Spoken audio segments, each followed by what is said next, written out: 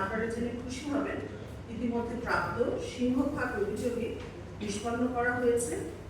এক্ষেত্রে গ্রাহকের দায়িত্ব প্রতি কোনো অবহেলা বা তাদের প্রতি যে অর্পিত দায়িত্ব আছে সেটা পালনে কোনো গ্রাহককে হয়রানি করার সংশ্লেষ পাওয়া গেলে সংশ্লিষ্টদের বিরুদ্ধে কঠোর প্রশাসনিক ব্যবস্থা গ্রহণের নির্দেশনা প্রদান করা হয়েছে।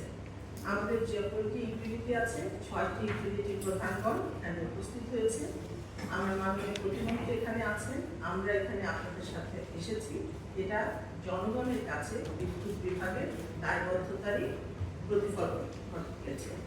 বর্তমান সরকারের অন্যতম প্রধান অগ্রাধিকার হল দেশের প্রতিটি নাগরিকের জন্য নিরবিচ্ছিন্ন, নির্ভরযোগ্য ও মানসম্মত বিদ্যুৎ সরবরাহ নিশ্চিত করা এবং একই সঙ্গে বিদ্যুৎ খাতকে আর্থিকভাবে টেকসই করা, জ্বালানি নিরাপত্তা নিশ্চিত করা এবং নবায়নযোগ্য জ্বালানির ব্যবহার বৃদ্ধি করা।